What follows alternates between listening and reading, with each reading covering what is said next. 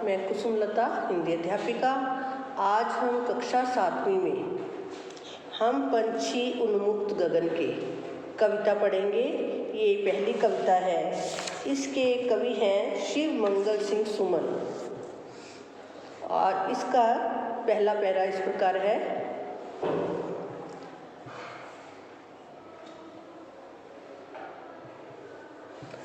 हम पंछी उन्मुक्त गगन के पिंजर बद ना गा पाएंगे। यहाँ इस कविता में कवि ने पक्षियों के माध्यम से हमें दर्शाया है कि स्वतंत्रता सबको प्रिय है, चाहे वो कोई जीव जंतु है, चाहे मनुष्य है, सबके लिए स्वतंत्रता सबसे प्रिय है। स्वतंत्रता की पाने के लिए सब कुछ कर सकते हैं। इस तरह जब पक्षी बोल रहे हैं कि हम तो उन्मुक्त का अर्थ होता है बंधन रहित, गगन आसमान, कि हम पक्षी जो हैं बंधन रहित आसमान में रहने वाले हैं।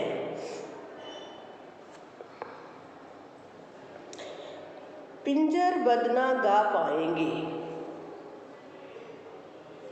कि हम पिंजरे में बंद रहकर गा नहीं सकेंगे, अर्थात चहचहाएंगे नहीं। हम चहचहाना, पिंजरे में अगर हमें बंद किया जाएगा तो हम चहचहाना भूल जाएंगे। कनक तीलियों से टकराकर पुलकित पंख टूट जाएंगे। पुलकित का अर्थ होता है रोमांचित या प्रसन्नता से भरे। कनक तीलियाँ यानी सोने की तीलियाँ। पक्षी कहते हैं कि अगर हमें पक्षी पिंजरे में बंद किया जाएगा तो हम स्वतंत्र होने के प्रयास से जो बाहर निकलने की कोशिश करेंगे तो प्रसन्नता से जो हमारे पंख हैं वो बार बार कनक तीलियों से, यानी सोने की जो तीलियां हैं, पिंजरे के जो तीलियां होती हैं वो चाहे सोने की ही क्यों ना हो, उनसे टकराकर हमारे पंख टूट जाएंगे। पक्षियों के कहने का अभिप्राय है कि चाहे पिंजरा ही होता है, गुलामी जो है गुलामी होती है, चाहे सोने के पिंजरे में ही क्यों ना बंद किया जाए, लेकिन स्वतंत्रता ही, चाहे खुले आसमान में उड़ना उन्हें अच्छा लगता है, उन्हें स्वतंत्र रहना अच्छा लगता है, पिंजरे में बंद रहना नहीं। अगर उन्हें पिंजरे में बंद रखा जाएगा तो वो गाना नहीं गा पाएंगे, चहचहाएंगे नहीं, और उनके स्वतंत्र होने के प्रयास में जब बार बार उनके पंख हैं वो सोने की तीलियों से टकराकर टूट जाएंगे। इसका भाव है कि स्वतंत्र होने के लिए व्यक्ति चाहे शहीद हो जाए, लेकिन स्वतंत्रता बहुत जरूरी है।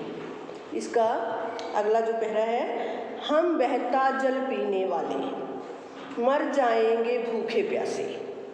यहाँ पक्षी कहते हैं कि हमें तो बहता हुआ जल अच्छा लगता है। बहता हुआ जल का भाव है कि जो स्वच्छ निर्मल नदियों नालों में जल बहता है, पक्षी उनसे पीना पसंद करते हैं। अगर उन्हें वह जल नहीं मिलेगा तो वो पिंजरे में बंद रहकर भूखे और प्यासे मर जाएंगे। कहीं भली है कटुक निगोरी, भली मैंने अच्छी लगना, कटुक मैंने कड़वी, निगोरी नीम का फल। कनक कटोरी की मैदा से, कनक मतलब सोने के, कटोरी बर्तन, जो सोने की कटोरी है, बर्तन सोने में किया है, की मैदा से, उसमें जो डालकर पक्षियों को मैदा आदि खिलाया जाता है। पक्षी कहते हैं कि हमें सोने के बर्तन में मैदा खाने से अच्छा हमें स्वतंत्र रहकर दूर दूर उड़ते हुए कड़वा नीम का फल ज़्यादा अच्छा लगता है, कि स्वतंत्र रहकर चाहे हमें सुख सुविधाएं ना मिले, लेकिन हमें स्वतंत्रता मिलनी चाहिए। अगला जो पैरा है, स्वर्ण श्रृंखला के बंधन में। स्वर्ण श्रृंखला होता है सोने की जंजीरों के, बंधन यानी गुलामी में अपनी गति उड़ान सब भूले। पक्षी कह रहे हैं कि हम सोने के पिंजरे में बंद होकर, सोने की जंजीरों में बंद रहकर अपनी गति और उड़ना सब भूल जाएंगे, क्योंकि वो पिंजरे में बंद रहेंगे तो उन्हें उड़ने की आदत ही नहीं रहेगी, तो वो इस तरह अपना उड़ना भूल जाएंगे। वो गति करना, वो कितनी दूर उड़ना चाहते हैं, लेकिन पिंजरे में अगर बंद किया जाएगा तो वो उड़ना, अपनी गति और उड़ान को भूल जाएंगे। बस सपनों में देख रहे हैं तरु की फुनगी पर के झूले। सपनों में देखना मतलब कल्पना करना। पक्षी पिंजरे में बंद है, इसलिए वो सिर्फ कल्पना ही कर सकते हैं। क्या कल्पना करते हैं? पक्षी की कल्पना क्या है? तरु की, तरु होते हैं पेड़, फुनगी मतलब वृक्ष की चोटी, कि जो वृक्षों की सबसे ऊंची चोटी है उस पर वो झूला झूल रही है। ये सपना ही, वो पिंजरे में बंद रहते हैं तो उड़ नहीं सकते, वृक्षों पर जा नहीं सकते, तो वो है कल्पना ही कर सकते हैं कि वो वृक्ष की सबसे ऊंची चोटी पर बैठे हुए झूला झूल रहे हैं। इस तरह इन पक्षियों की यहाँ ये इच्छा है कि वो अपनी गति और उड़ान करें और वृक्ष की ऊंची चोटी पर बैठकर झूला झूले। ऐसे थे अरमान के उड़ते, नीले नभ की सीमा पाने। यहाँ कवि कहता है कि पक्षियों के अरमान बता रहा है कि पक्षियों के अरमान क्या हैं। पक्षियों के अरमान है कि वो नीले नभ यानी आकाश, सीमा जहाँ आसमान, जहाँ तक पहुँच है आसमान की, शुरू होता है जहाँ से। कवि कहता है कि पक्षी कहते हैं कि हमारा अरमान है कि हम नीले आकाश की सीमा को छू लें, यानी बहुत ऊंचाई तक उड़े। लाल किरण सी चोंच खोल, चुगते तारक अनार के दाने।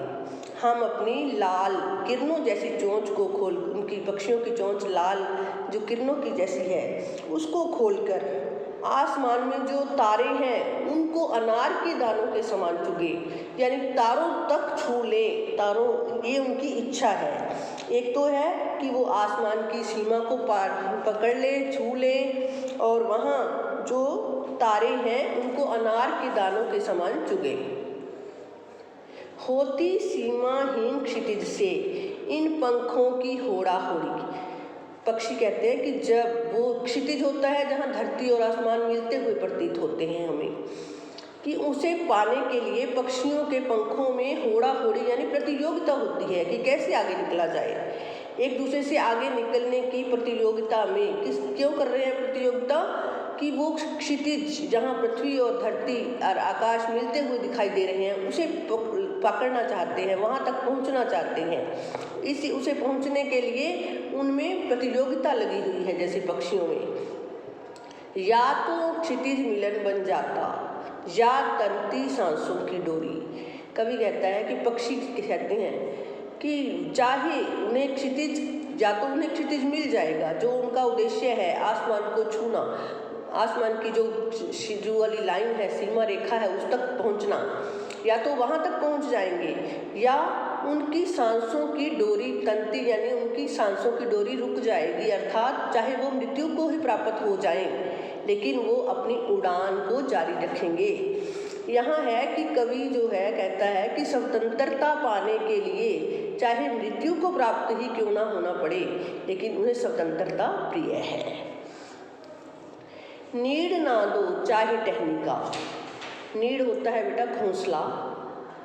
कवि यहाँ पक्षियों के माध्यम से बता रहा है कि पक्षियों को क्या सुविधाएं होती हैं, कि उनका घोंसला होता है टहनी पर, कि चाहे हमें टहनी ना दो, घोंसला बनाने के लिए हमारे पास टहनी ना हो, आश्रय मतलब सहारा, छिन भिन तोड़ फोड़ करना, कि चाहे जो हमें सहारा मिला हुआ है घोंसले का, टहनी का, उसे भी तोड़ फोड़ डालो, लेकिन पंख दिए हैं तो आकुल उड़ान में विघन मत डालो।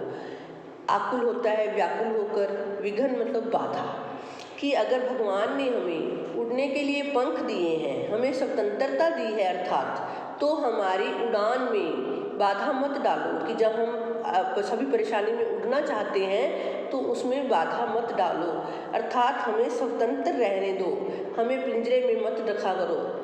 यहाँ पक्षियों ने स्वतंत्रता की बात की है कि सभी को स्वतंत्रता प्रिय है, चाहे वो पक्षी हैं, चाहे कोई जीव जंतु है या मनुष्य है, सभी के लिए स्वतंत्रता प्रिय है। और स्वतंत्रता पाने के लिए चाहे उनके पंख टूट जाए, उनके सहारे टूट जाए, लेकिन वो स्वतंत्रता पाने के लिए हमेशा प्रयत्न करते रहेंगे। धन्यवाद।